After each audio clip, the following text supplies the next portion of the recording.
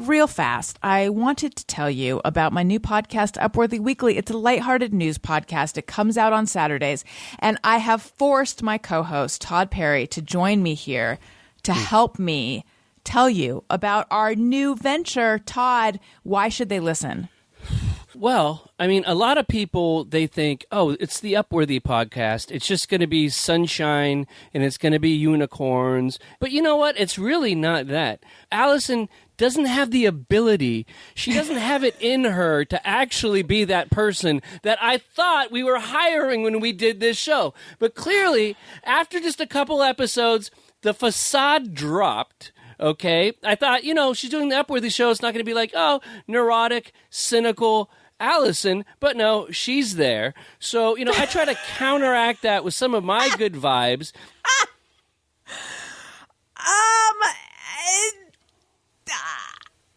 I would argue that if one person is coming off as a little bit cynical and unhinged right now, it's not me.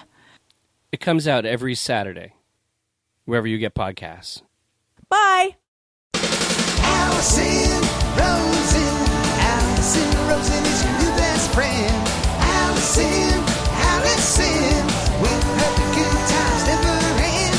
Allison Rosen, doing the wavy pencil dance again. Allison's your new best friend. Hey everyone. Hi. Hello. Welcome to another episode of Allison Rosen is your new best friend. I'm very excited to welcome my guest in a moment. But first, I must catch up with my producer, the bad boy of podcasting, Tony Thaxton, who is back in town after his stupid big rock tour of the whole country and other countries. He's back and he's promised to never leave except for occasionally. Hello. Welcome back. Hi. Thank you. That was accurate, was it not? To you, yes. I mean, what else is there but accurate to oneself? I think Shakespeare said that. To thine own self be accurate. Yeah, I think it's in the Bible also. Yeah. Yes. Yeah. And I do live my life by that book. I know you do. This is How's a it Christian going? podcast. I know that you had an exhausting tour, which I have, maligned and besmirched up and down. And then you came back and then you lied or laid fallow for 45 seconds. And then you went out last night and you played in two bands. You did a show with Don't Stop or We'll Die, Townland, and Sloppy Boys. And of those three bands, you played in two of them. That's correct. Yes. And then on this past Saturday, I also played with Jonah Ray. So, in the past 2 weeks, I've played with four bands, I guess. And, tour was great, but it was very long and I was ready to get home and rest for a little bit. And, that's not really happening. Yeah. Because I don't know how to say no when people ask me to play shows, apparently. Didn't your arm almost explode on an airplane or something?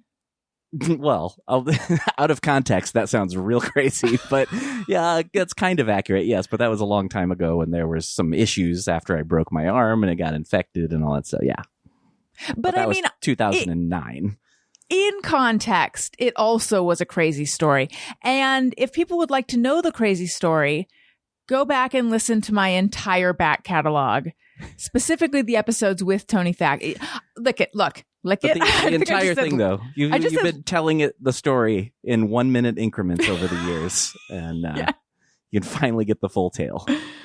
Let's not gloss over the fact that I just said lick it when I was trying to say look it. I said lick it, lick it, people. Look it, people. I can definitely tell you it's not on an episode that doesn't have Tony. So it's on an episode with Tony. It's on an episode where he was the main guest, and I just don't remember if it was which one. Yeah, and I don't think it was sure just. Either. I don't think it was just a Patreon episode. Yeah, I think it was kind of early days of me working for you, 2018, 19. When was it? I don't know, something like that. It was in Probably this 19. studio, so that doesn't narrow it down. Yeah. Look, all I know is you have a gnarly scar, and I did say it that way on purpose. You have a big scar on your arm from when your arm almost exploded because you don't know how to say no. And I am trying to help you by making you feel guilty about playing drums. So in all these bands, and it's not working. So No. I'm going to have to kick it into a higher gear. Okay. Are you threatening to give my arm another infection? Is that where this is going? I didn't give your arm the first infection. Well, I know, but that's why it almost exploded before, was because of an infection. So it's going to take an infection to make my arm explode, is what I'm saying. You don't know that for sure.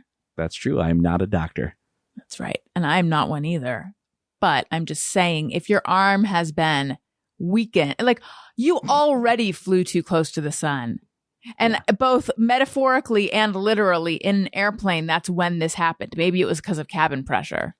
Well, to be fair, it was before I got on the airplane. Oh. Yeah. Okay, so your arm nearly exploded and then you got on a plane with your gross arm. Yes. All wrapped up and got picked up immediately and went straight to the doctor. And then, because you're crazy, you continue to use. For me, I would be like, okay, I'm gonna never use this arm ever again.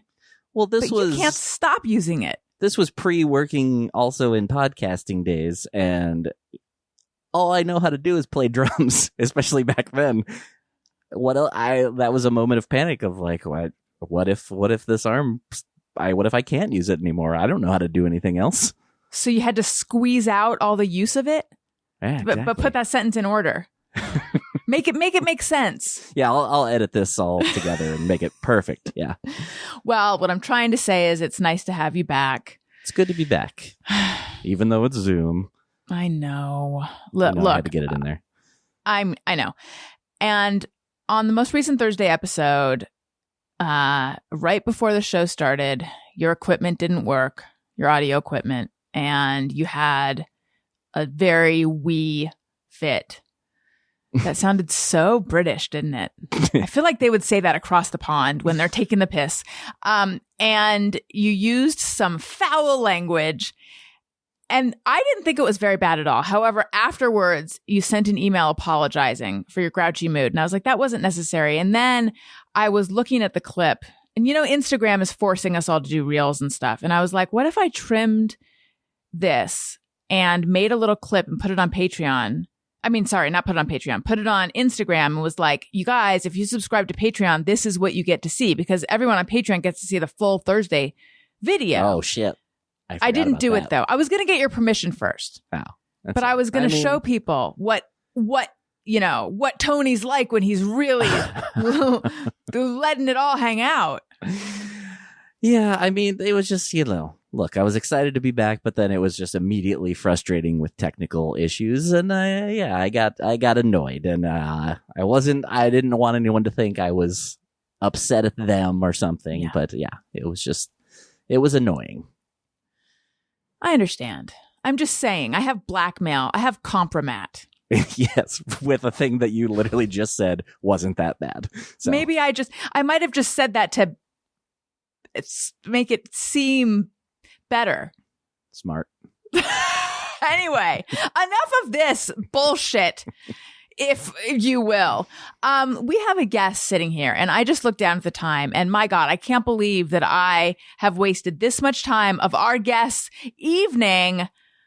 I'm very excited to welcome this gentleman back to the show. He has a brand new special that everyone, please, whatever you're doing, take out your phone is presumably out if this is where you're listening to it, or if you use a paper calendar, whatever kind of device you use to remember upcoming things. I need you to circle April 14th or set a reminder or write it on your friend's hand don't let your April, August, they're all the same. Whatever August you 14th. do, just remember April 14th. August 14th, August 14th, August 14th. If you say it 3 times, then it really sticks. August 14th, his special is coming out on YouTube. I had the pleasure of watching it last night. It was so funny. I laughed out loud many times. He is a comedian. You know what, Tony? I need to take a moment.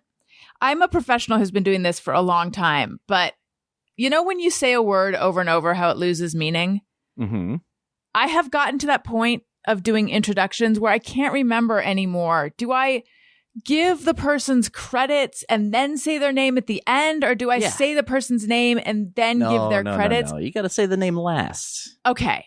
So I give the whole spiel, and then the people are like, I can't take it anymore. I've got to know their name. And then I say, please put your hands together for so-and-so, so-and-so. Yeah, you keep them on the edge of their seat.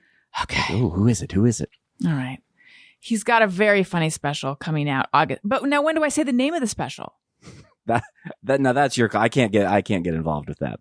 He's got a very funny special coming out. And that should have come at the end. All right. He was one of the stars of Chelsea Lately. He's one of the founders of the very innovative Nowhere Comedy Club. He's the host, head writer, and executive producer of Idiotest on Game Show Network and Pluto TV. He is featured on Disney Plus's Just Beyond. You can see him on The Young Turks. He's a political commentator. He's all over the place. He also ran for president, and he's been on my show a number of times.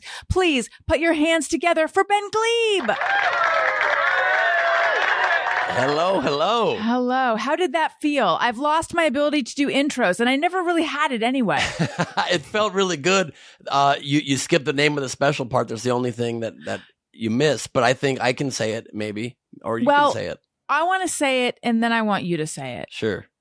I just want to say to everyone, that thing I said about April, forget that. Nothing good happens. April's the cruelest month. Showers nothing good April happens. Rains. Yeah, April's stupid. April's dumb.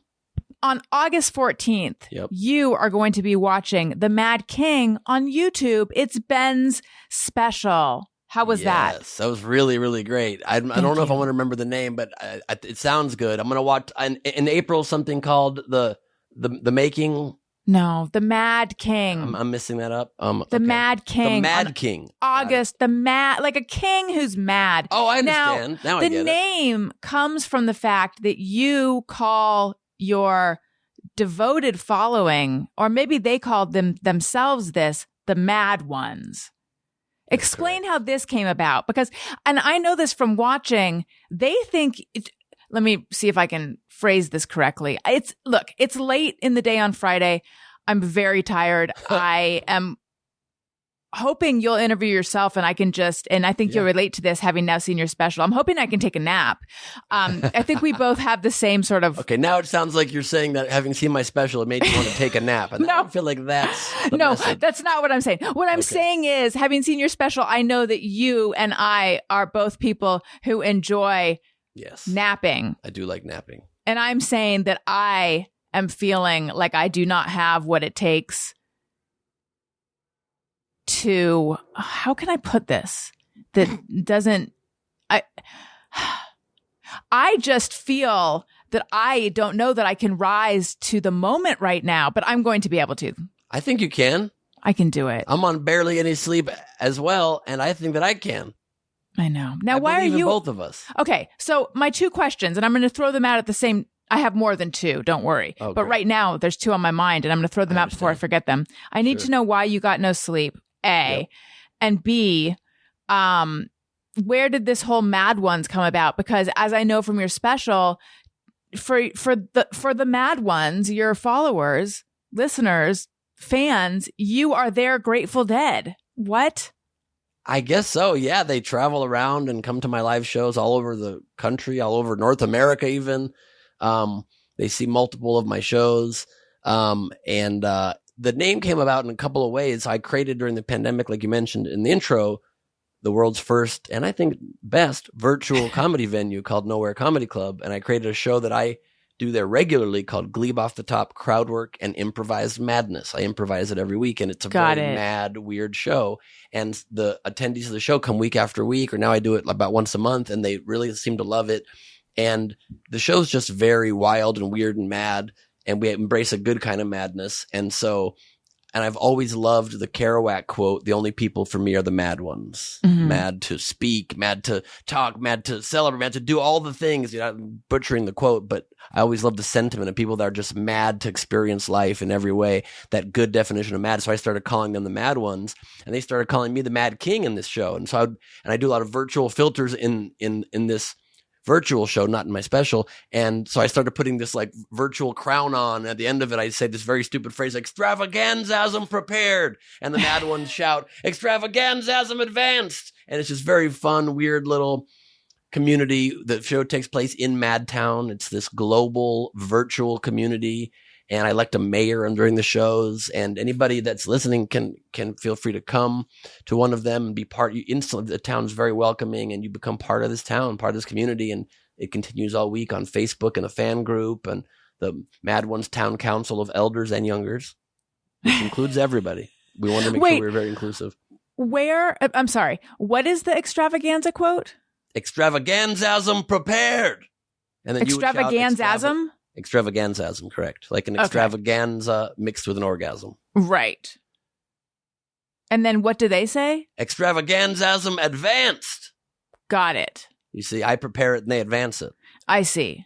Mm-hmm. And so that's a little bit of the origins of that. Plus, as you've now seen the special, you're the only person that has seen the special outside of my immediate team. Oh my God. How many people are on your team? Not that many these days. Probably like on the special, maybe like 8 people or something. So I'm like number 9. I can handle that. Number 9, plus the live audience that saw it. But they didn't see the final cut. You're the first to see the final cut outside of the immediate team. Okay, good. I want to feel special. And it's not quite the final cut, actually, but very close to it. That's part of why I was up all night tweaking. Oh. But anyway, and so that is that part of it. But also, as you see in the special, like I get pretty mad about a lot of things going on in the world.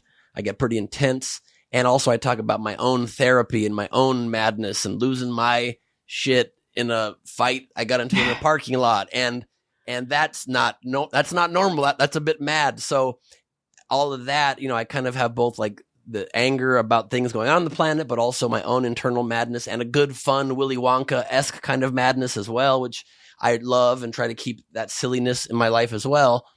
And then plus the fact that, I ran for president and I did not win. And so I figured, why not just declare yourself king, since you can define terms now in this world.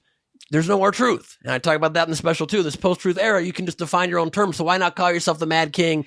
And also it's a little bit of a needle towards Trump as well, who thinks he actually is the king and is trying to still, cling to power that he lost a long time ago. If you had won the presidency, would you still be doing my show today? Yeah. Thank you. Thank you. That is the right answer. Absolutely, I would. So you came on my show during your run for president. I did. And I remember we talked about the fact that when I heard you were running for president, and I think that a lot of people initially when they heard, they thought this must be a joke because you're a comedian. Obviously like you're politically active, but at the same time you're a comedian. So this must be like when Colbert, ran. But actually, one of those bullshit campaigns. Yeah. A stunt. But in talking to you, I learned that no, you were taking it quite seriously. In looking back on it, how do you feel about it now? Like, do you wish that you had won? No, I'm very glad that I didn't win in retrospect, because I was only running to make sure we defeated Trump, and we did do that. And so there's at least some semblance back towards normalcy and democracy. Like I definitely am into politics. I don't talk direct politics in the special. I mean, maybe a little bit of social issues and political issues a little bit. I don't mention Trump's name ever in it, very intentionally. But I just think he's an existential threat to the country, to all of our peace of mind, to all of us having to chill lives for the whole planet, really, because he's just like is unleashing so much garbage. And so I just literally was being kept up at night thinking that if I didn't try, I thought maybe a comedian would be needed to take down a heckler that is him. And I knew that in debates I'd be able to crush him because he's a heckler. He talks shit more than he is a policy person. And there's nothing I'm better at in this world than destroying hecklers and putting them in their place. And so I figured I could be of service in that way.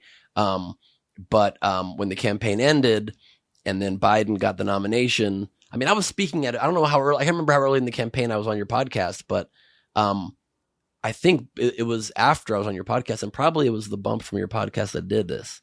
But I was all of a sudden then getting these like really major things, like Larry King interviewed me. Oh yeah, the Rosen bump. I did that. Yeah, the Rosen I called bump. up Lair. I called up LK. Yes. You're welcome. I spoke at events on the campaign trail, many of them with the other major candidates. I followed Biden and Bernie and Warren on stage at the AFL-CIO convention and got a standing ovation. So it like we finally got to resonate in a very serious way.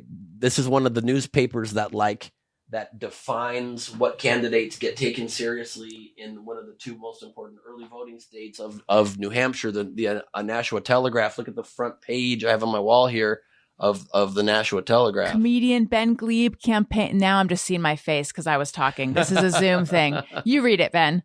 The comedian Ben Gleib campaigns for presidency on the cover. But that all said, I'm very glad it worked out where I did not have to have the responsibility of that. I'm a comedian at heart. I just want to be a funny person. But I also got to achieve my goal. I ended up getting to advise the Biden campaign on his debate strategy. And then Biden came out, if you remember, really strong in those last couple debates and was like saying, shut up, man, like to a sitting president. Yeah. And ended up winning. And so I think I did my part and I got to return to being a very stupid idiot. And wait, how did you making light of the world? Yes, I remember he was like, oh, would you just shut up, man? And that was like a very strong moment for him. Yes. That and the fly that buzzed around Pence's head are a couple moments Landed that I'll never on his forget. head and was there for like 5 minutes. I know. Do you watch Westworld? What was that fly doing? I know. I did watch the first season and a half until it just became like, now they're just stretching. Oh, okay. Well, there's a lot of stuff that happens with flies in I the remember current the fly. season. The fly on the eye, right? Oh, the fly plot has really Oh, the fly extravagant. becomes a robot advanced. or something, right?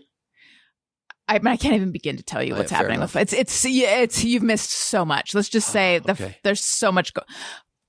In this season, flies are used to like control what people do. Ooh. Yeah, flies. So I'm just saying that fly, who knows what it was doing with Pence. True Okay, that. but back to so how did you advise Biden? I just ended up becoming part of this group that I am not at liberty to talk about in more detail, but I became part of this group that had a direct line, somebody from his campaign, and during the debates, I would, in real time and afterward, get to give some pretty strong feedback, and I think it helped them. I hope they implemented it. I can't say for positive that they delivered it right to Biden's ears, but I would think that they did. You were like a joke writing team for Biden, or like a kitchen cabinet inside the cabinet, like a glass inside his cabinet. Yeah. That was pretty cool. It was pretty fun, but I'm very glad that, and then the pandemic hit like right after.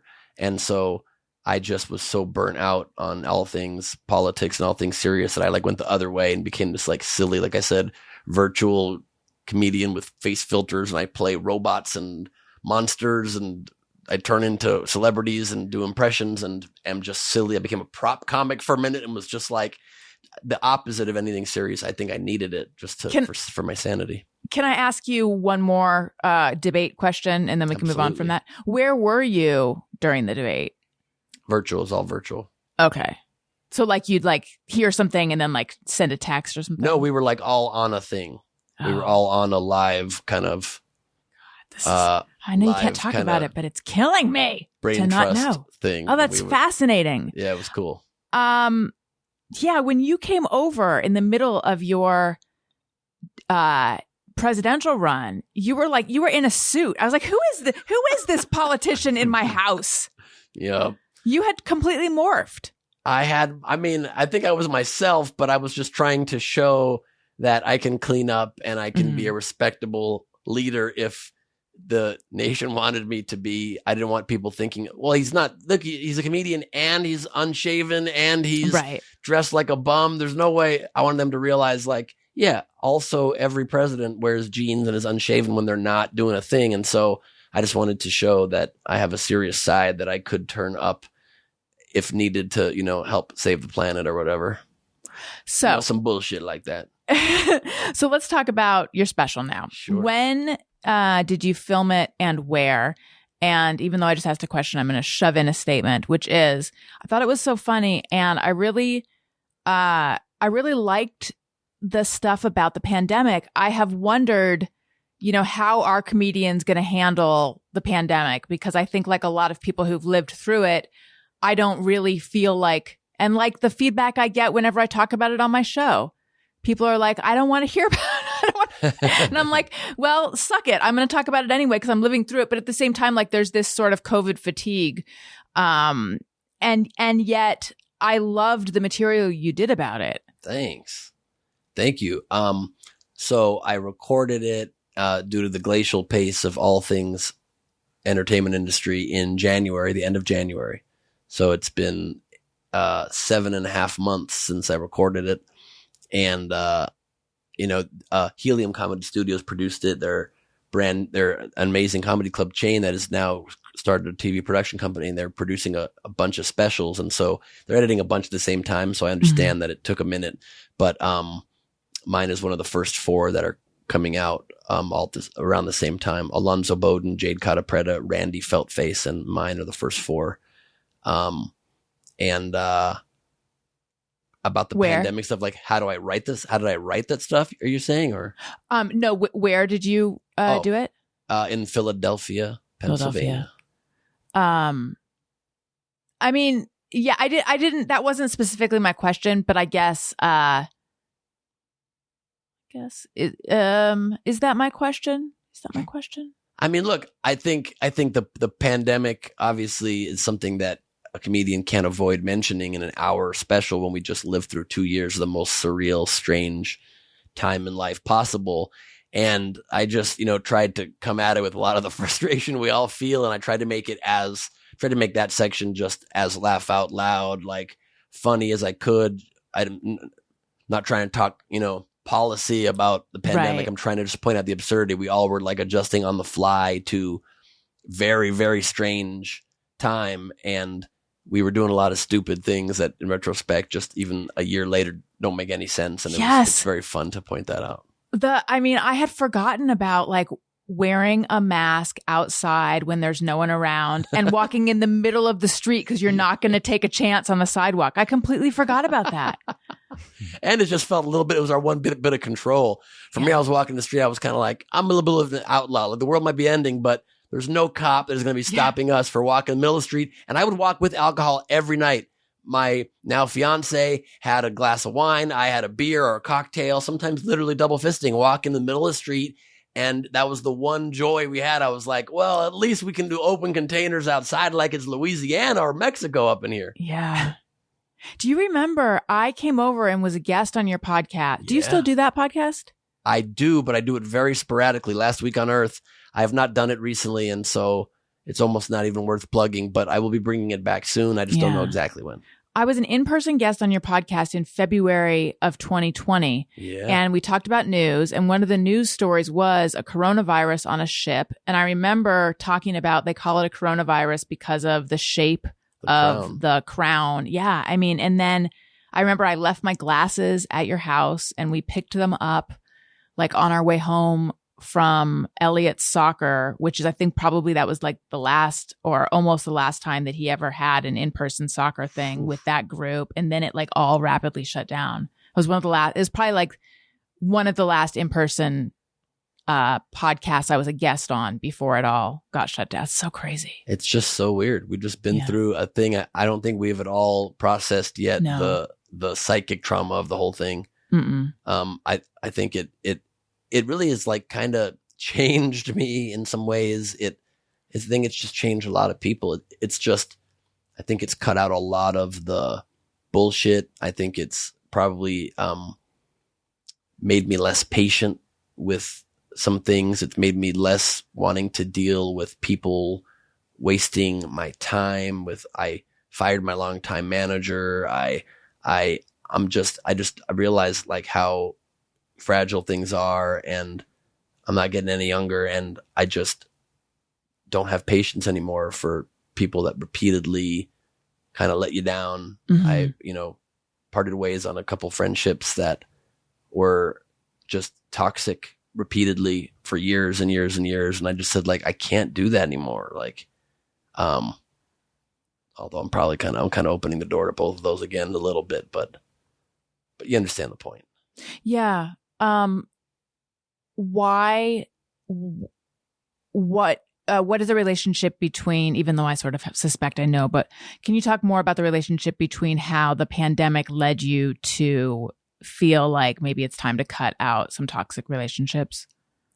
Yeah, it's just when you're just faced with your own mortality, when you literally, there was that real fear part where we thought we might die, where we thought, I got coronavirus very early. I lost my sense of smell, ended up leading to a blood clot that oh my God, almost killed me. Like if I had, not, I don't know, almost killed me, but if the doctor said that if I waited one more day, it very likely would have went up to my body and caused a stroke or heart attack. Jesus. And I just very luckily, caught it in like barely in time because my lady made me make a doctor's appointment and saved me really. And my dad pushed me towards that too. And it's just, you just all of a sudden see all this junk and it made me just value the people that are like real and are close to you and that really love you and that you really love more than superficial relationships a lot more.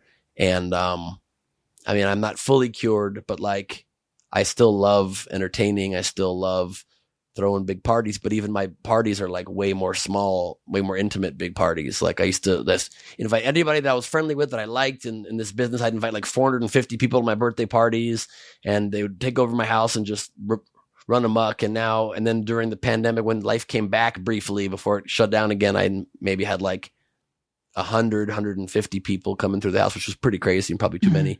And then I had a birthday party just recently and it was like 30 or 40 people, and that was pretty unusual for me.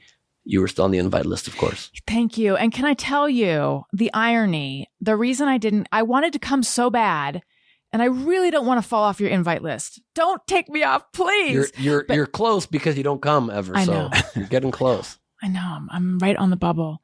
But anyway, the reason I didn't come is because we were going to Tucson to visit Daniel's dad.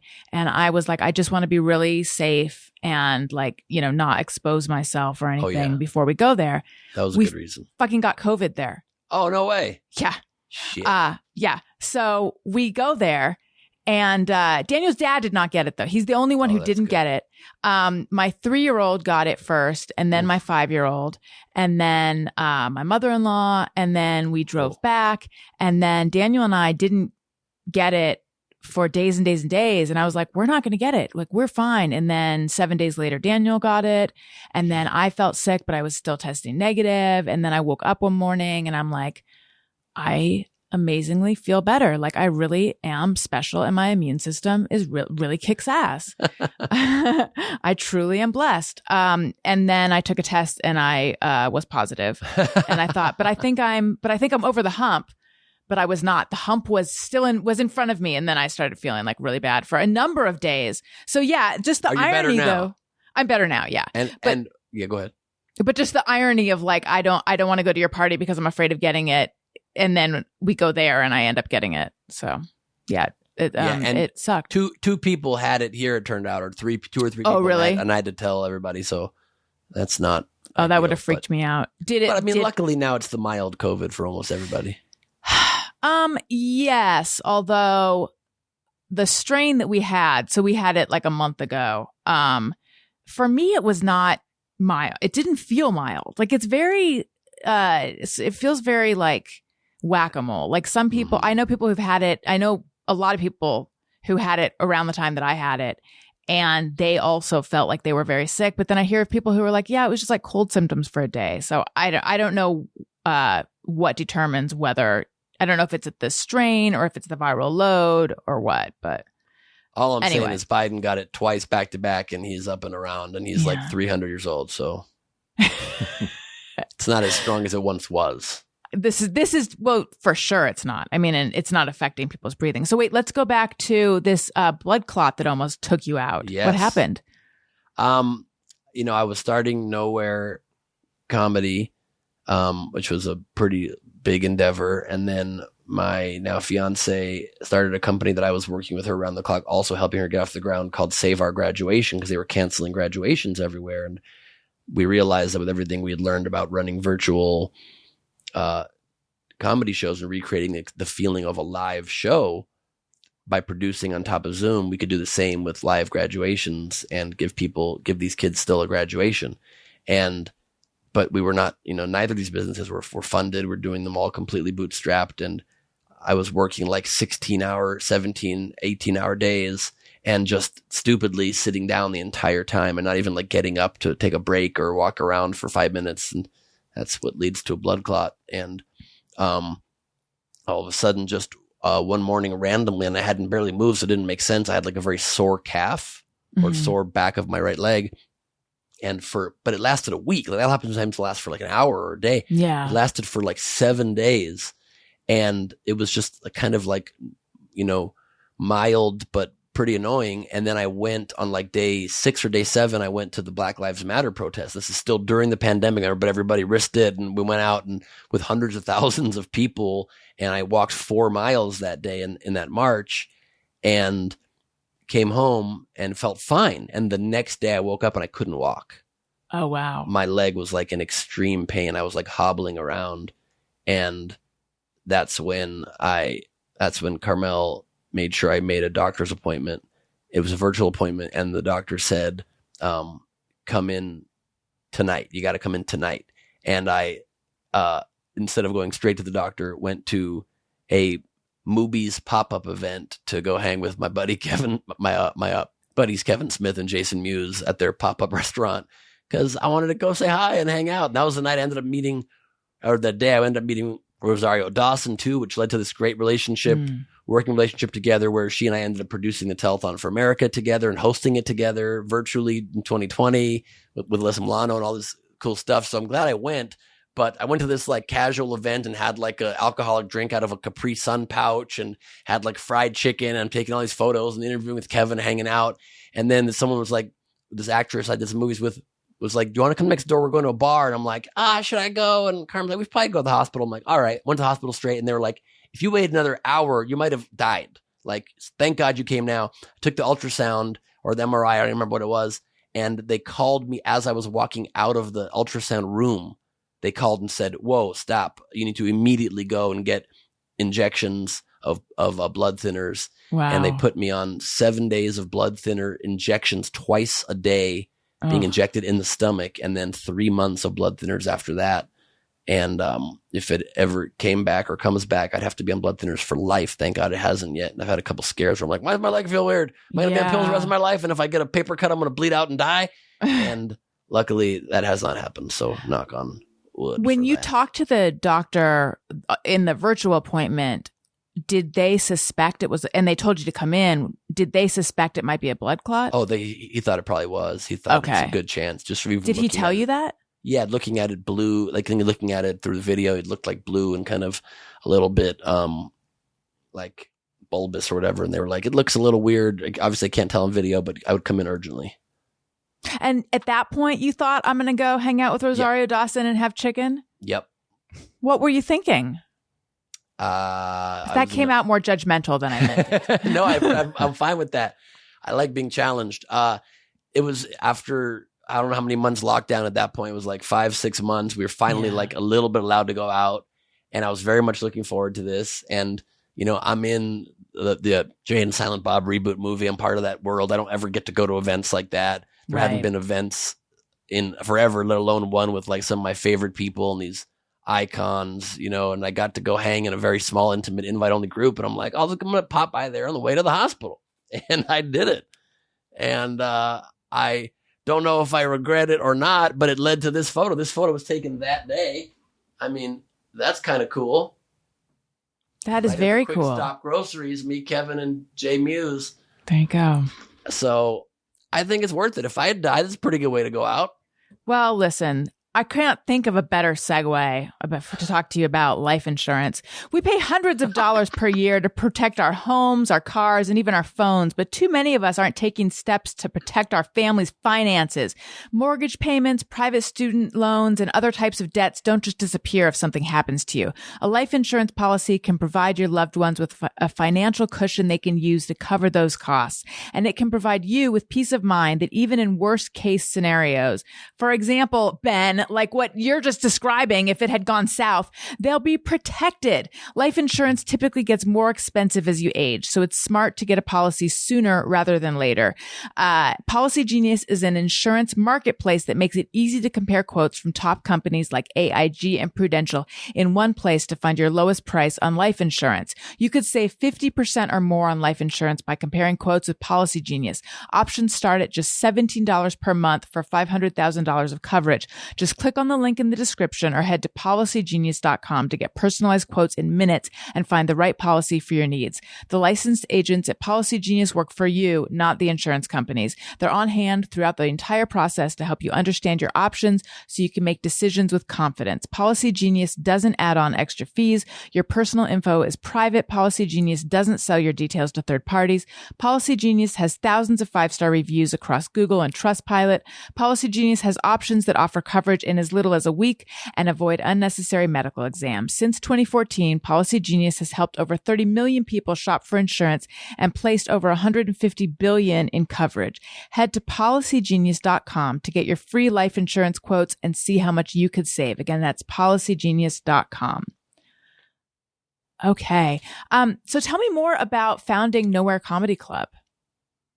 So right when the pandemic hit, and it was so weird because I had like this very brief window. I mean, obviously everybody had these 2 years that were kind of thrown in the garbage, but I had a whole year before that away from my normal life too, running for office. And so I hadn't been a normal comedian now still for like 3 years plus. And there was a brief window in between from January 1st or December 31st, 2019 through mid-March when the world shut down, where I was like trying to reemerge into my normal life. And I had this crazy night at the Comedy Store, even with Chappelle, this like very insane experience, very cool time. And I finally felt like, oh, okay, I'm like totally back. This is fine. I went in that day feeling not good, and it changed. And I felt like, wow, I'm like fully back where I was, and I feel good about things. And then the world shuts down, and all ability to make money for comedians disappears.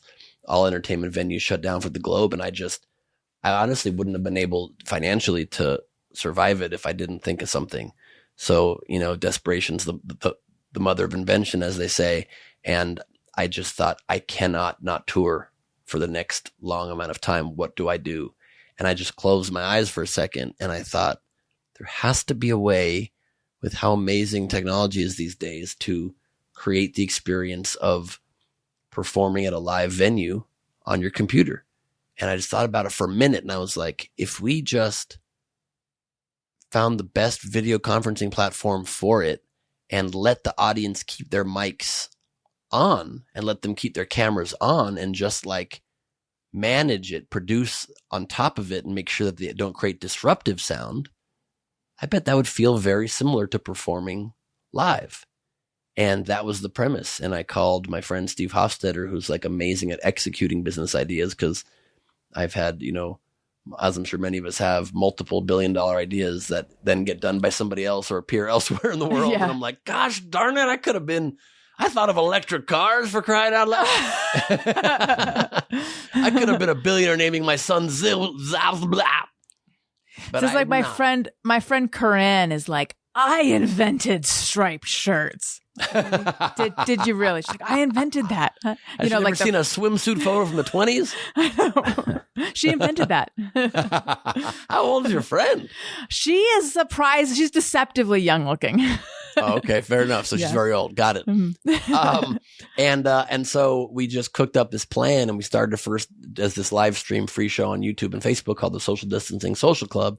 SDSC became this kind of big thing and got this cult following, and kind of created this community that people like really latched onto during this very hard time. And people that, we were getting emails every day that like this was like saving people's lives. Like they didn't know if they would have gotten through the pandemic without this community. And then we took it further and thought, well, what if we take my idea of turning it into an actual comedy club instead of a free live stream show, create an actual venue. You can buy tickets and you can be part of a show. And we did it. We launched it. And within a short matter of a few weeks, we all of a sudden were doing shows with from up and comers to the biggest names in comedy. We've to this day done over 650 shows, millions of dollars of revenue for comedians that weren't able to make money during the pandemic, created this whole community where people could actually see live events, often more intimately than they would at a club.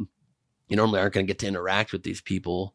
And we've had, shows from Bill Burr and Sarah Silverman. And we ended up building a studio in my home that's just a few feet over there, a full-on production studio. You know what's weird is I have this vague memory. I'm wondering, is it a real memory or is it like a video that I saw? That it does not bode well, that I can't tell the difference. What is that? But I feel like when I was but this would have been in February, so it was before the pandemic. Yeah. But I feel like when I was at your house and you were giving me like a little tour, you showed me a room that was a movie room, yes, or like a theater, and you like were sort of showing me that you were creating a something or other that I think is what you must have turned into Nowhere Comedy Club. But were you starting to build out something where you could like perform in front of a screen? I was not yet building that out, no, but I showed you, it was just a movie theater screening room that I had in my house, and I would just watch stuff there.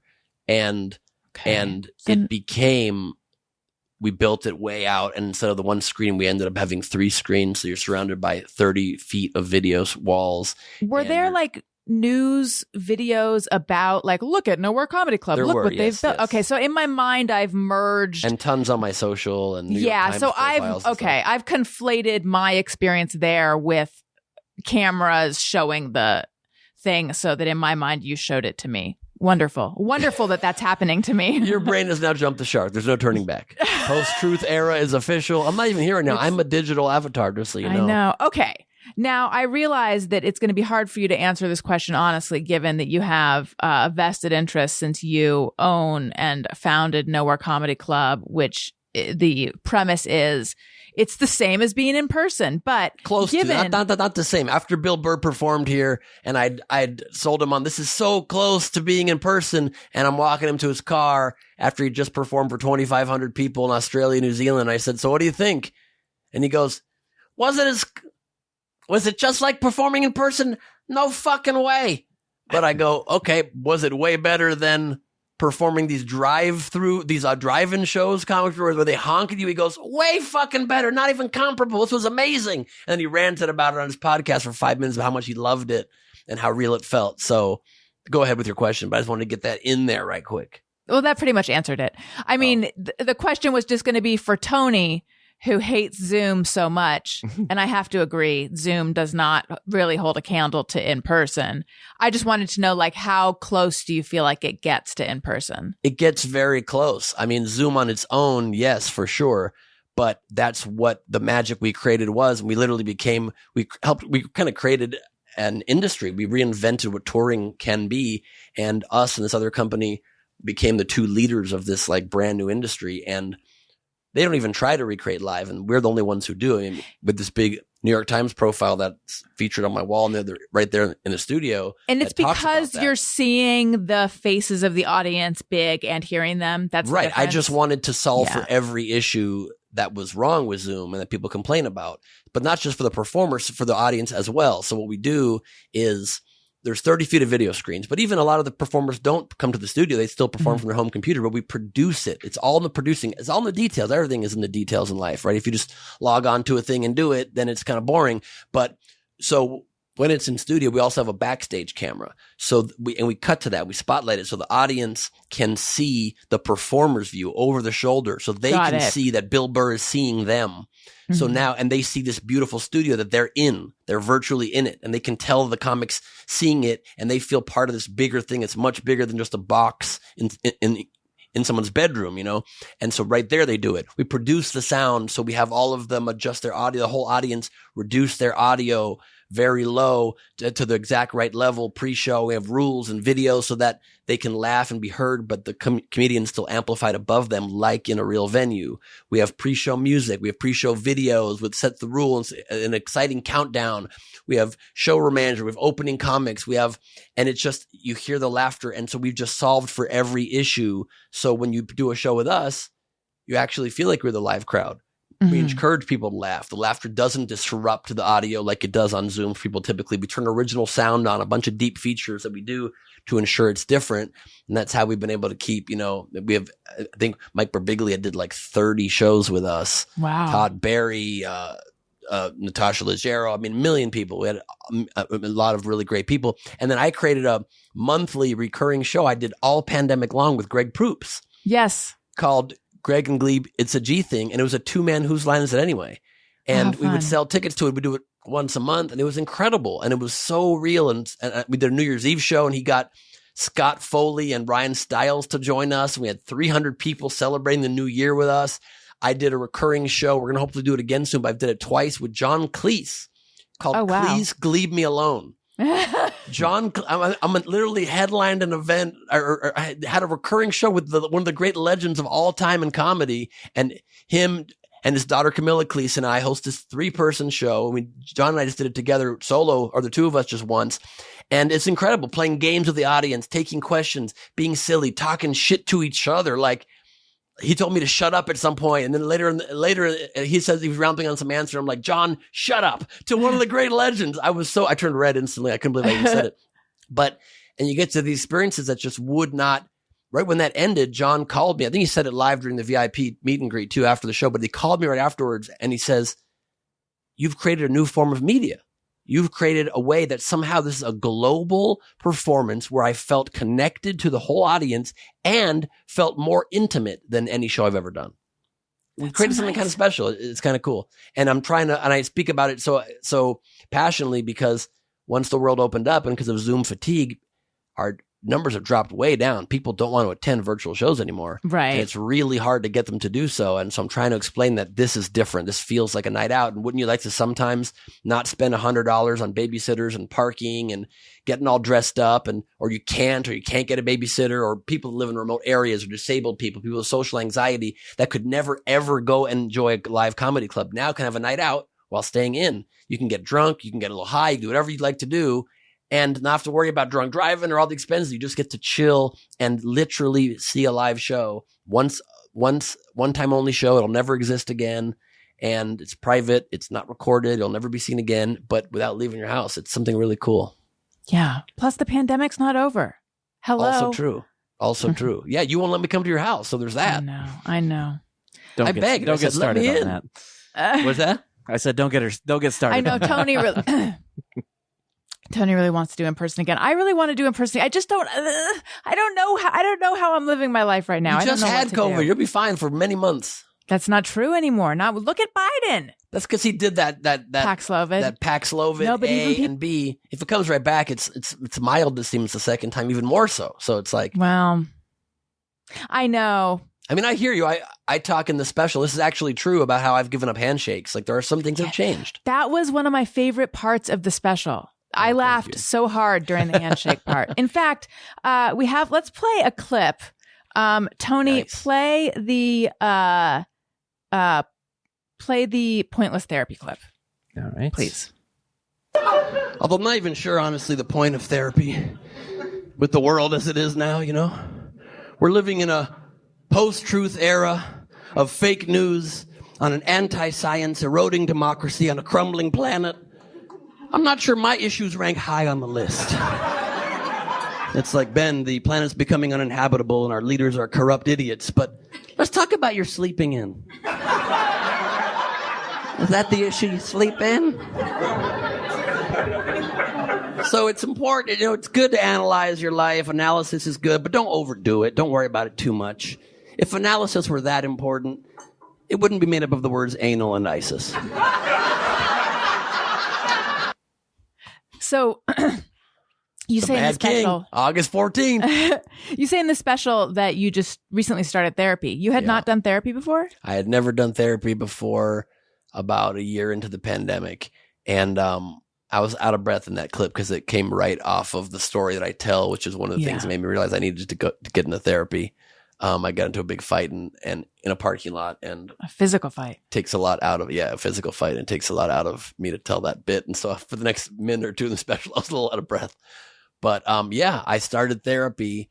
It's been great. It's really nice to be able to have a person who his entire job is they're forced to let you talk about yourself for an hour. I'm a big fan of therapy. It's helped me immensely. Are you still in therapy now? Yeah. Yeah. I have been sort of in and out for a while, but I've been in for ever since, let's see. I went back into therapy about 5 months after I had Elliot. So I've been back in for like 5 years now. Oh, nice. Yeah. And do you go in person or is it virtual? Virtual now. I had started going in person again, and then I got COVID, so now I'm back to virtual because I'm scared again. But the cool what thing about you? With the virtual, it's always been virtual. At the very beginning, she said I had the option to go to her office, but I chose not to. And for some reason, with my healthcare, if you do it virtually, they don't charge you. So I haven't paid 1 penny. I have been in therapy for a year and a half for free. Nice. It's pretty incredible. Yeah. At the beginning, I was worried that I wouldn't like it. I wouldn't like doing it virtually, but I find that it's like really, I've adjusted quite well to doing it virtually. It's like really kind of the same. It's pretty similar to this, and I get that feeds your argument about not having people in your house, whatever. But that said, I just started talking about this on stage since I'm rapidly now trying to develop a new hour of material because I'm about to retire my current hour in just a couple days. My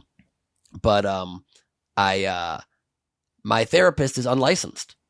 She's finishing. She like a life coach? No, she's a therapist, but she's finishing her studies, so she's with my healthcare provider. But they told me she's unlicensed, but she's good if you want. And then so I'm like, all right, fine, and she's good. But then sometimes she gives me advice that I was a little suspect, and I always want to call her out. I always want to be like, well, we all know you don't know what you're talking about. We all know this is not official yet. And then recently, all of a sudden, we're doing virtual, and she's in a different office, and I'm like, where are you? And she goes, they moved me to a smaller office. I'm like, that's not a good sign either. No, that's not a vote of confidence. They're like, they're shifting me mostly to casework now, and I'm just dealing with a few other clients and then a few patients, and whenever you feel like you're ready to graduate, if you ever need therapy again, it'll be with somebody else. I'm like, they're taking you out of therapy. And so who's the they here? Kaiser. Oh, they. And they also are always trying to push everybody out. Yeah. Too. It's a different approach to therapy there that I don't like as much, but I mean, it's kind of goal oriented, so maybe it's good, but they're not making money off of it. So their goal is like, just give some quick tips and tell them they're fine and get them out of there. So it's like cognitive behavioral therapy. Kind of, as opposed to what kind? All other kinds. All the other kinds. So wait a minute. Are they wrapping up with you? They're not rushing me at the moment, but she was trying to finish me like a few months ago, and then I was like, no, I got a lot of problems still. I'm still very messed up. You can't. No, you hang on to it. You hang on to it. I look at it like, it's almost like massage therapy. Like it just feels, if you can do it, it's both goal oriented and it feels good to do it every week. Yes, it like helps me to just dump my shit on someone and then move along. And I end up like, I feel like I dominate the sessions too much and like don't let her kind of do her therapy enough, and like I have a way of like kind of presenting things where I end up kind of, I don't know, getting what I want to hear sometimes. So I don't think it's the best, but like, so I went in there initially because I would just like, I was diagnosed, as I also talk about in the special, that I was diagnosed with ADHD during the pandemic during the pandemic. And I finally realized why I don't ever tackle my to-do list well, why I have an album that I recorded a million years, like 7 or 8 years ago, I still haven't released, why I don't get to major things. And so that was ostensibly why I started therapy, was to figure out how I can like fix this problem in my brain. But then I go in there and I talk about, I'm fighting with my dad. I'm fighting with my girlfriend. What do I do? And I ended up like just talking about all these like emotional, interpersonal things. And then she was like, I think you're ready to graduate. I'm like, what do you mean? We haven't even talked in 6 months about the main problem why I came here, which was my ADHD. I'm nowhere near done. She's like, all right, fine. They're packing my boxes up and pushing me out the door as a therapist, but sure, I'll keep talking to you. She needs to give you a referral to someone else with someone with a bigger office. But explain, I don't disagree with that, but how do you wrap somebody with more experience in therapy than I am? Maybe you can give me some guidance. How do you possibly wrap your head around telling somebody new everything again? I feel like she already knows every bit of my inner psyche. I'm going to do that all again? I know that seems daunting. Yeah. But it is possible. And also, I know that it sounds like, how can that be? But they don't actually, to be helpful, they don't actually need to know every single thing. Like they can sort of jump, they're pros. They can kind of jump in and meet you where you're at. And, you know, like the first few sessions, of course, are always like getting to know, I think they call it like a cold intake. It's like getting to know you as, you know, getting like the basic, all the details about your life and that kind of stuff and finding out like what's going on right now. So the first few sessions are going to be a retread, but then they can kind of help you with like the main things. They can help you with like the current stuff or whatever. And then, you know, you catch them up over time. Like this is the therapist I have now is my third therapist. And I'd say over time, but this is going back, you know, like I went to my first therapist when I was in college. Over time, I've sort of filled all them in on all my stuff. But like, you've had 3 therapists in 10 years? I'm that young. No, I'm not that young. Yeah, it's thank you. I'm that young. I would have believed it. Yeah, I know. I know that is daunting though. It is daunting to think of starting over. Even if they over. can jump in, I wouldn't let them. I would like my neurotic brain would need to tell them every thought I've had, every problem I've had, and every reason why I think I have it, and every roadblock I hit because of that, and just to get them up to speed. Otherwise, I feel like they're going to give me advice that won't be applying to my particularly messed up brain. So then you do that. Then you will do that. That'll be okay.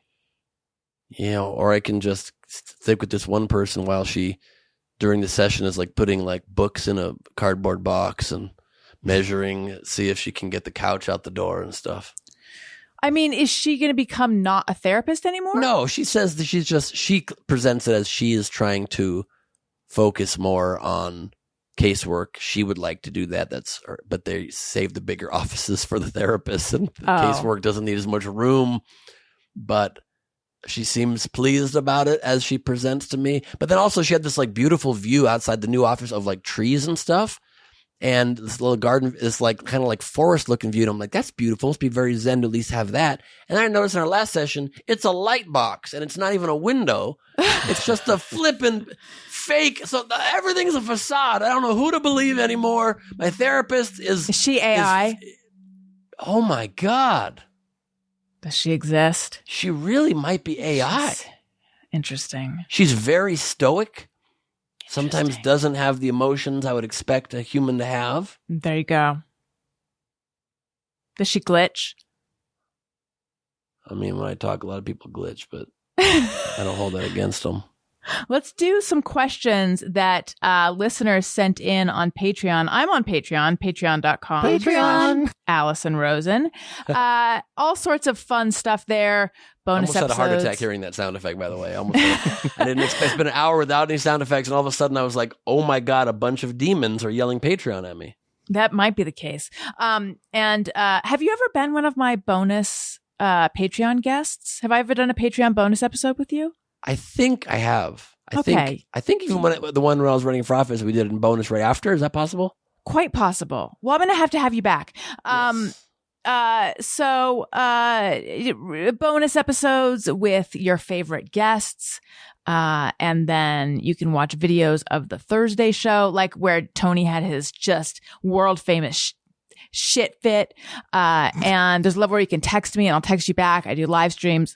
Fun stuff. Patreon.com/Allison Rosen. And you can submit questions for my guests. And we have a song.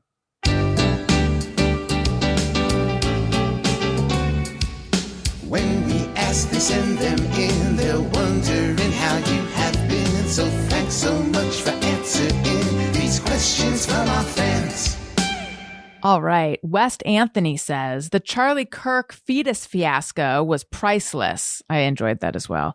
Are there any other conservatives you'd like to smack down? And now I think before answering that, you should tell them what he's referring to. Sure. And I talk about it also in the special, but because I, do political things sometimes, I was invited by Charlie Kirk. He slid into my DMs one day and asked me if I would fly out to Arizona to his studio and debate him on his new series, Debate Night. And he had, I think, kind of famously invited Congressman Eric Swalwell to do it. And Swalwell instead just put him on blast by posting a screenshot of the DM and said, no, I won't go and debate an insurrectionist who's made my family less safe. And I instead thought, yes, I will go debate an insurrectionist. I will destroy him on his own show and make him walk out of his own studio. I got this guy to storm out of his own show. It was one of the highlights of my life. And I also negotiated that to be able to go, that I'd be able to shoot it also on my own iPhone and broadcast and put that up on my YouTube so they couldn't edit anything out, which he did edit out initially, him storming out.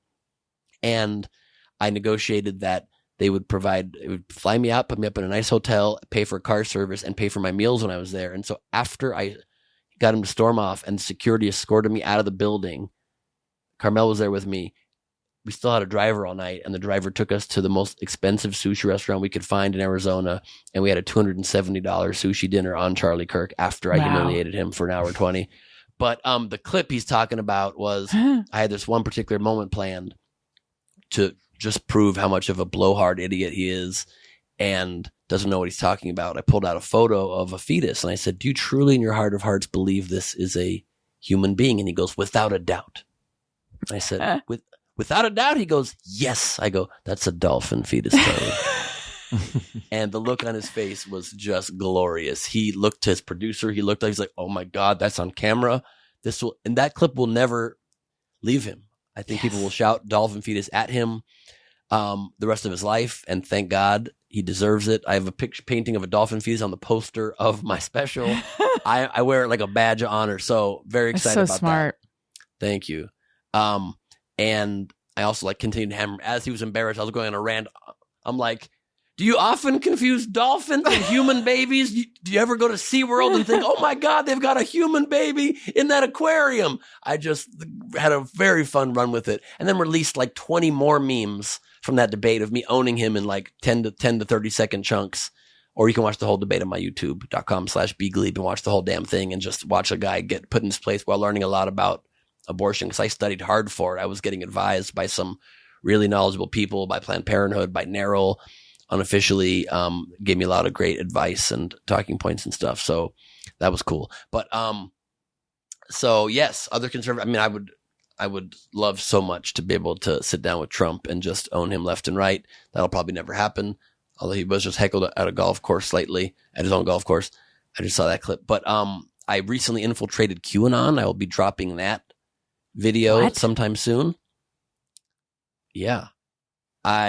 This is I guess not even recently anymore now, pre-pandemic. Was it even pre-pandemic? No, it wasn't. It was at the end. It was after. It was when world opened back up. I did a mini tour at the end of 2021, and I was in Dallas doing shows. That's where the JFK Jr. sect of QAnon was, where they were meeting every day at the JFK assassination site.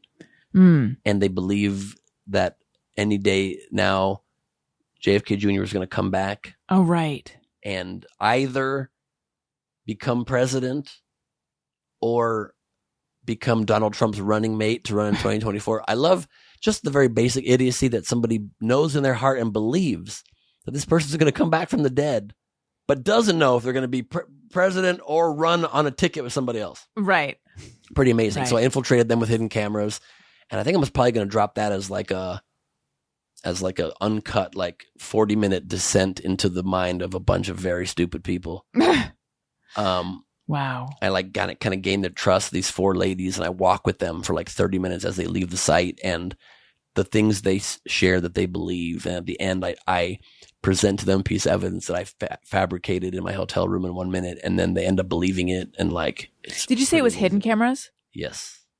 So do you need to get releases or anything like that? How does that work? Well, the incredibly beautiful thing about the very stupid laws governing the very stupid state of Texas. Oh, you don't need to. It's a one-party consent state, okay. Which literally means I can film somebody and broadcast or do whatever I want with it as long as I know I'm recording. So as long as no one has sprung it, as long as the camera didn't surprise you. Yeah, as long as I'm not unaware or have amnesia that I'm filming myself, I'm all good. So that is to their detriment. And that's why often also hidden camera shows shoot in Vegas because they have the same law. Right. But also, amazing. I also just take chances sometimes, Yeah. Amazing. Yeah. With Charlie Kirk, was your goal to get him to walk off, or was that just a No, nice my gift. goal wasn't to get him to walk off, but my goal was that if things got heated enough and got to the right moment, I was going to call him out on his having created and ginned up the insurrection on Jan 6. I mean, he funded it. It was the main sponsor. His Talking Points USA was the main sponsor of But he was the denying rally it. Yeah. on the Ellipse. Yeah, and he was denying it, but he did it and was encouraging people to go there and fight and sent buses of people to DC on Jan 6. And I just called him out on all of that and like very loosely tied it back into abortion as he stands on top of me with what looks like an erection in his pants. It's pretty strange. I literally think him talking about controlling women is the only thing that makes him hard. And he was standing over to shake my hand as he was about to storm off. Like he was done with the conversation. I keep making my point, and I'm like, "Oh, you don't take responsibility for Jan 6? You want people to cut you some slack? Maybe then. Oh, that kind of like how people should cut women some slack who fall into a situation they didn't plan, that they didn't want to be responsible for. The unintended consequences. Yeah, I phrased it better. I'm not remembering now. It's been some time. But and then he just walked off. I stood up and shook his hand, and he stormed off and didn't let us finish the conversation. Wait, do you think he actually had an erection? I don't know. Did you see that clip? Yes, and I wasn't looking at his crotch, but I am going to now go back and see if he did. One of the memes we released, we zoom in on his crotch to show it. I mean, he stands up, and there's just a straight-on thing coming right out the middle of his pants. I don't know. Because now I'm remembering I had Liz Winstead on. I love her. And there's something she was talking about, like some guy. Oh, yeah. That's right. Was it him or was it like someone?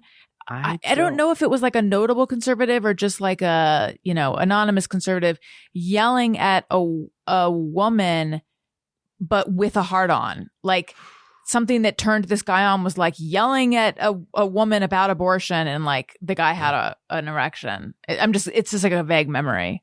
Right, Tony? Yeah, I know. As Ben was telling the story, I was like, why is this familiar to me? Like, so I didn't remember it was Liz, but yeah. Yeah. Right. Yeah, and I also pointed out, speaking of erections and hypocrisy of anti-choice positions, is I called him a genocidal murderer. I said, if you think that truly, when something is a couple of cells, is a human baby, then you're a genocidal murderer every time you masturbate, Charlie. That's independent, autonomous little sperms swimming around by the millions that you're flushing down the toilet every time you masturbate. What'd he say? He just changed topics. He moves on. These people are very good at just diverting attention. What I'm good at doing is bringing them right back. So I was able to get him to answer stuff a lot more than most people usually do. But he was successful a few times at changing topics on me. I'm surprised that they agreed to let you film it and air it yourself. Good for you for fighting for that. Who were you like negotiating with? With his producer. I mean, Charlie initially DM'd, but then they put me in touch with his producer, and back and forth. Very nice lady. I mean, seemingly nice.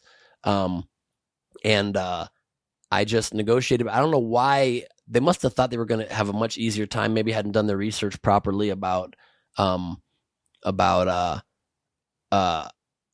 good I am at debating people or how much I know, because he thought he was going to be able to walk all over me. And so I think they just really wanted to have me on because I was making a lot of demands. You're paying for this. You're doing this. You're letting me record it. You're letting me put it up unedited. You're not allowed for your edit to take anything out of context. You can just cut out dead time, et cetera, et cetera.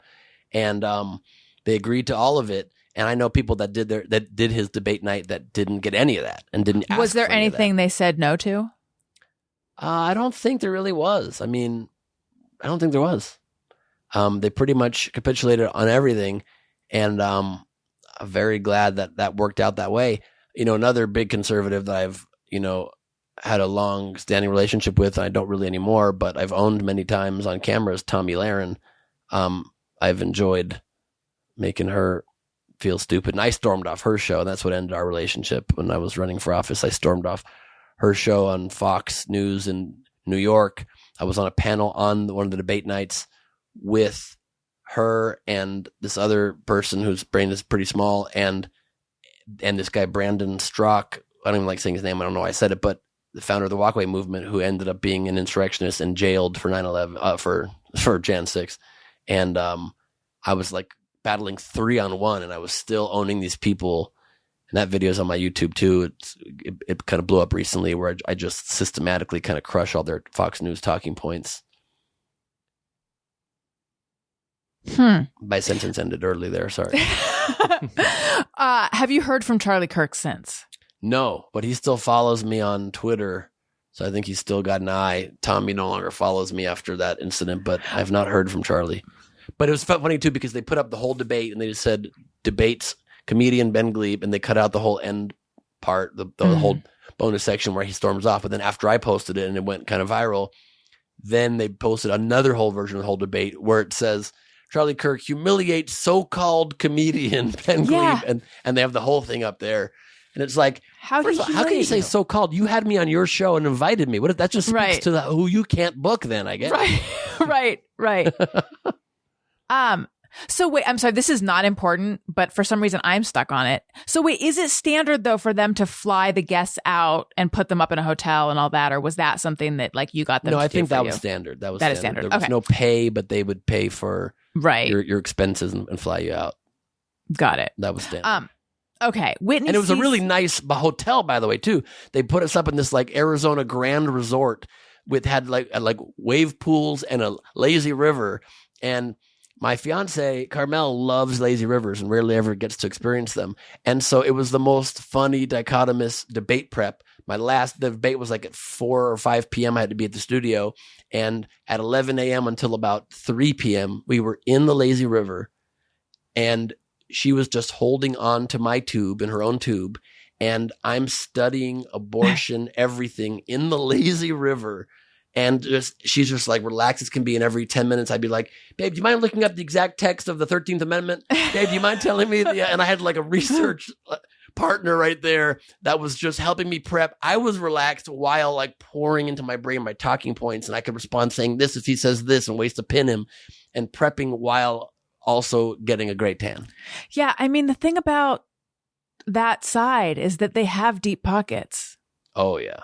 Very deep, unfortunately. They send cars, they fly you around. And that's the least of it. I mean, they have millions and millions, and they have enough pockets to send buses of people to create an insurrection and all this stuff. And with the dolphin fetus clip, too, was interesting because I knew it was going to be a gold moment. I knew that would be the biggest moment.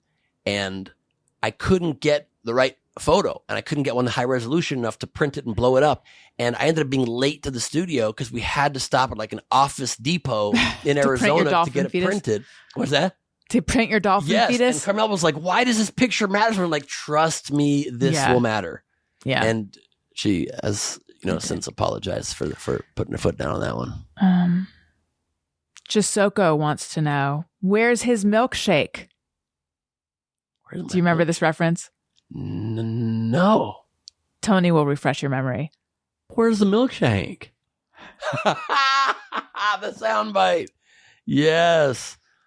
Do you remember? I do remember it now. Yes. I don't remember where it is. I do know that I'll drink it up. Drink your milkshake. Allison, are you drinking the milkshake? Allison, are you drinking the milkshake? You were in and out? Milkshake-based soundbite. Oh, I mean, I don't remember the context of the story. What was the story I told about Great Milkshake? You were in and out, and you saw Caitlyn Jenner. Oh, yes. Oh. And she wanted to know where her milkshake was. Oh, that was her asking the question. Where's my milkshake?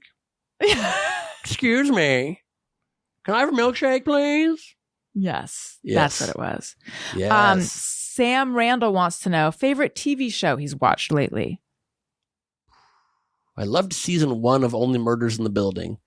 Yes. Have you watched season 2? Not yet. I'm looking forward to watching it, even though I can't get the only negative of the show. And even though she's good in the show, I can't understand how a famous trained singer's speaking voice, Selena Gomez, talks like this. Tim Kono is in the building. Like, she does sound like that. That is her voice. That's full on Muppet. Yes. Come on over here, guys. Do you mind? Bye. It's like, what is this? Yes. It's very strange. But I've been enjoying that show. What other shows have I been enjoying lately? We finished season 5 of Better Call Saul. I'd given up on it, and then we heard it got really great again, and we watched it, and it did get pretty damn great. And we thought it was the end. We thought we hit the end of the series, but you didn't. And then there's apparently a season 6. Yeah. So we're about to start watching that. Have you watched Severed? Yes. So Severance. good, right? Severance. Yes. God damn it. This is the second podcast where I've made this mistake today. Yes, I kind of want to Severance, work at Lululemon. What's the company called in the show? Lumen. It's been a while since I watched it a while ago, hence my now changing the title of it, Severed. I said Severed same this here. morning. I kind of my fake therapist recommended that I watch it actually. Really? Yeah. What was on what grounds? I think she was just saying about like how I feel like I'm constantly like bombarded by work and I never have a minute break in my brain. She's like, well, there's a way to do it. You can sever your brain. And I kind of want to work there, even though it's a horrible, cold, miserable place to work.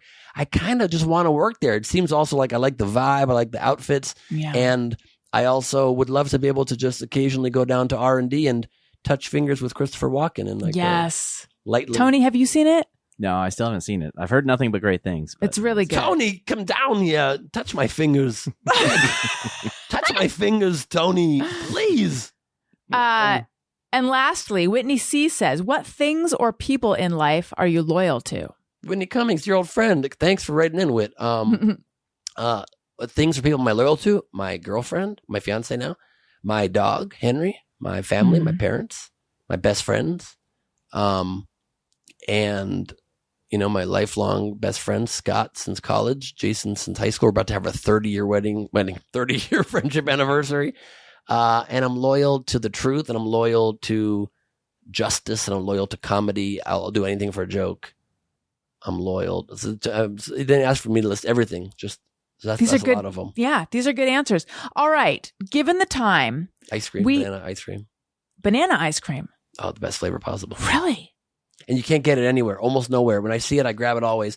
But I've got a hack for you to have banana ice cream is just go to Cold Stone and get the regular flavor and have them mash in banana, and it tastes very similar, and it's incredible.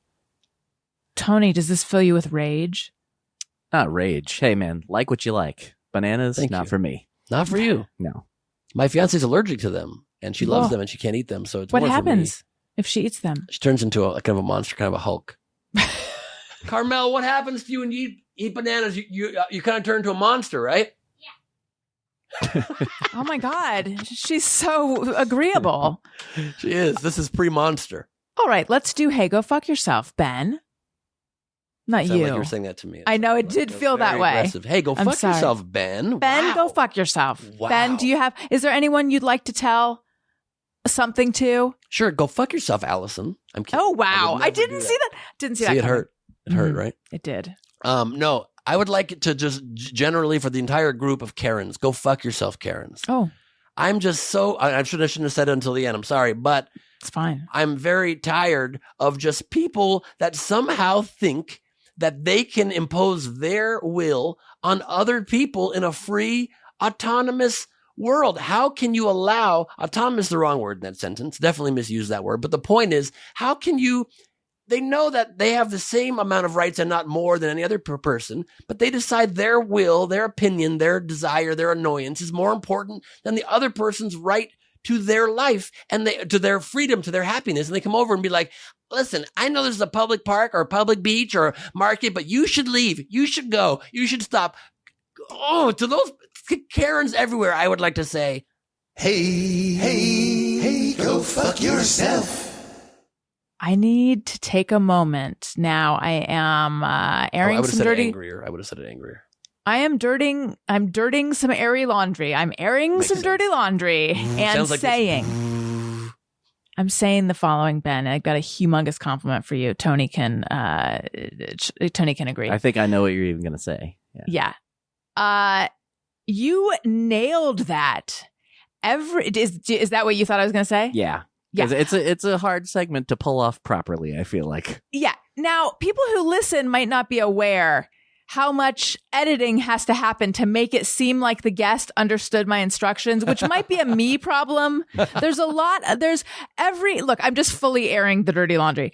Every episode where we do this segment involves me explaining it at the beginning, and then we do it, and then there's some editing on both ends, and then I think like, how am I explaining it? What's happening that I'm explaining it wrong, or I just don't but you did it perfectly, Ben. Oh my God. You deserve a crown more than the regular one you wear. Thank you. I don't normally wear a crown. They're your Mad King crown. No, I appreciate that, but I don't want people think I'm wearing a crown or listening just the audio. You're wearing a crown, and I love That's it. True. It's tasteful. I did have a crown, then it broke, and then where is it? Is it still here? My Mad Ones got me a crown it's not here, so that's a big waste of your time. I'm sorry, but they got me this like child's toy crown, and it was hilarious and very humbling. That's fun. I like that. Ben Gleib, this was so much fun. Thank you so much for spending your evening with us. Tell everyone where they can find you. Obviously, August 14th, they're going to be watching YouTube. Thank you so much. That's the main thing. You can follow me at Ben Gleib on socials. I'm posting 5 videos a week, lots of stand-up, crowd work, random bits, messing with people. Some of my Young Turks videos cut down. You can watch my Young Turks videos 3 times a week on the Young Turks Rebel HQ. Just look up Rebel HQ on Facebook or YouTube and click my playlist. Just find my playlist and click it. And 3 videos a week kind of commenting on the world. And you can watch my game show Idiotest on weekends on Game Show Network or anytime on Pluto TV. But more than anything, I just really hope that people watch The Mad King. And if you like it, it's on YouTube. Specifically, I chose to not even pitch it. My first special was on Showtime, and it just didn't do enough for me that I wanted it to do. And Netflix hasn't knocked down my door. If you can't get Netflix, I don't think there's any other place but YouTube to release a special. It's the only place you can blow up these days. You can get millions of views. You can share it easily. So because I'm choosing to do that, it's because I wanted to spread, hopefully, if you'd like it only. If you don't like it, don't share it, obviously. Or do still if you want to, or don't. What I always say is, if you like what you're listening to, or even if you don't, please, so I would tell them regardless, share it. I'll take that. But because negative comments help you in the algorithm too. But just please share it. If you watching it on YouTube makes you laugh, at the end, click share, copy the link, and put it on your socials, and tell some people with the hashtag The Mad King would be incredible. And I'm going to be doing a live watch party for the premiere I don't remember when this drops, but this is going to air on Monday, so a week before. 6 days before. Perfect. So you can all join me. I'm going to be putting on my socials. I'll be watching it live with you when it drops at 8 p.m. Eastern on August 14th. I'll be doing a free Nowhere Comedy Club event where you can be in the Zoom with me, watching on your own computer, and I'll be answering any question live in the comments and then talking to all of you right afterwards live. So you can get a free ticket to that. Just stay tuned on my socials or at nowherecomedyclub.com for that. But bengleib.com will have all the info that you need, or my Twitter or whatever.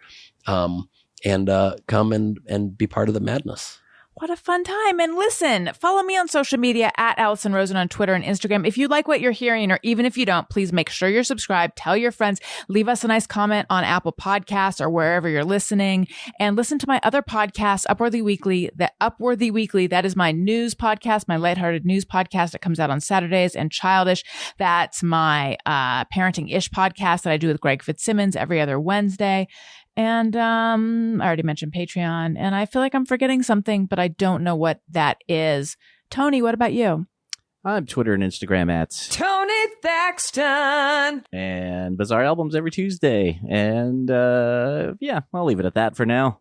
Yeah. Oh, maybe I mentioned it, or maybe I didn't. If you want to see that thing that we've been talking, words not coming out of my mouth in the correct order.